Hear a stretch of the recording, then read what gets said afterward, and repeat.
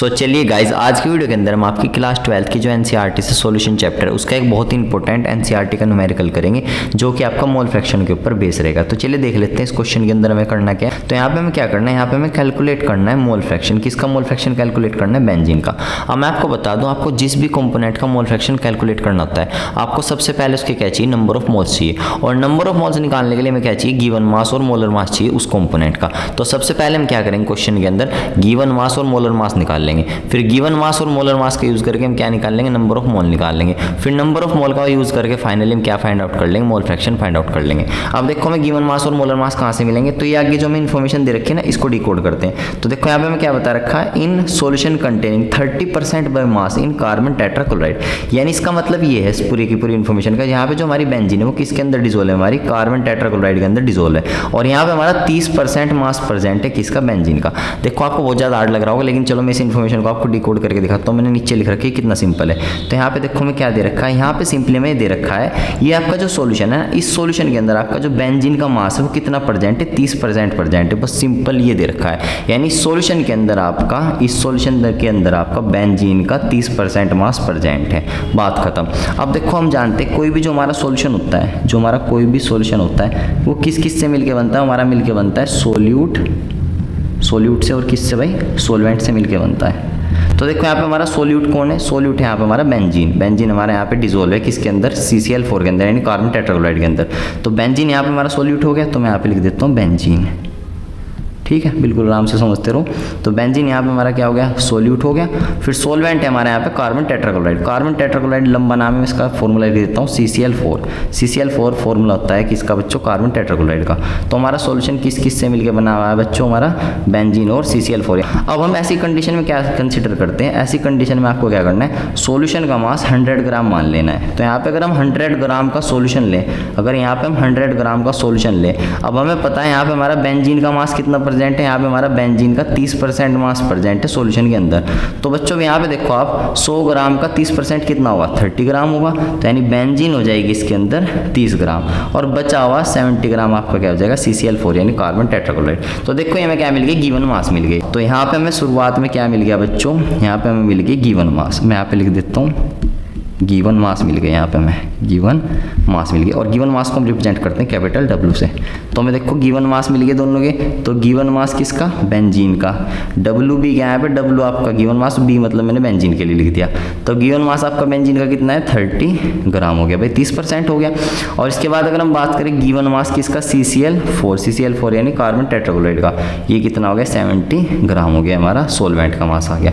इसके बाद हमें क्या करना है बच्चों, मोलर मास फाइंड आउट करना है। अब मोलर मास कैसे फाइंड आउट करते हैं, अब दोनों का देखो हम क्या फाइंड आउट करेंगे, मोलर मास फाइंड आउट करेंगे। मोलर मास निकाल लेंगे, मोलर मास को हम रिप्रेजेंट करते हैं कैपिटल M से। अब देखो मोलर मास हम कैसे निकालते हैं, मोलर मास हमारे निकलते हैं फॉर्मूले से। तो पहले मोलर मास निकाल लेंगे बेंजीन का, मोलर मास किसका, बेंजीन का। तो बेंजीन का फॉर्मूला होता है C6H6।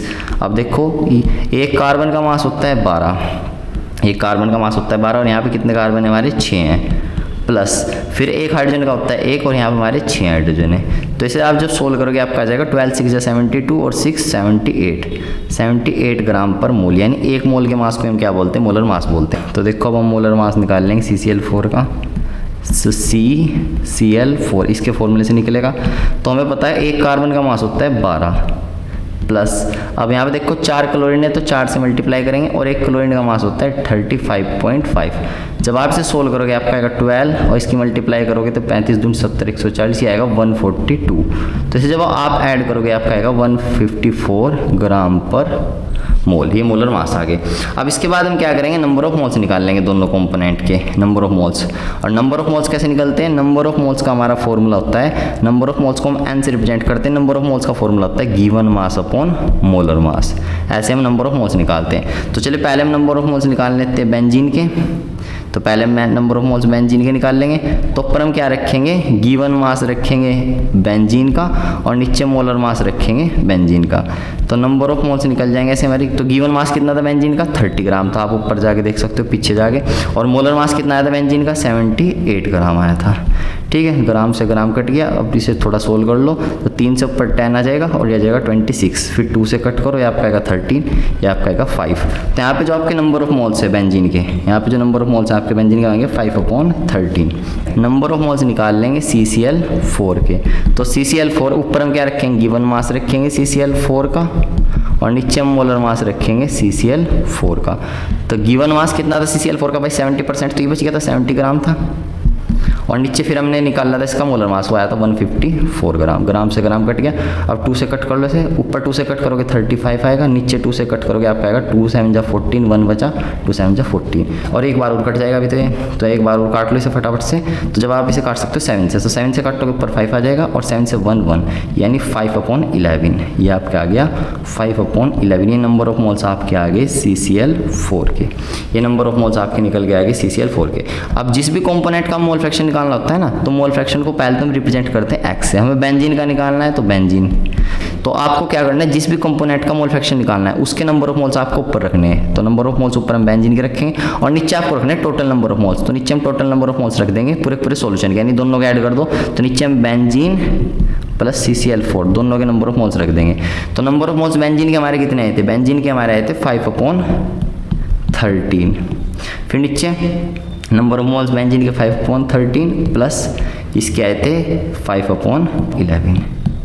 अब इसे थोड़ा सा हम सोल्व करेंगे, तो 5/13 नीचे हमारा क्या आएगा, नीचे हम एलसीएम ले लेंगे।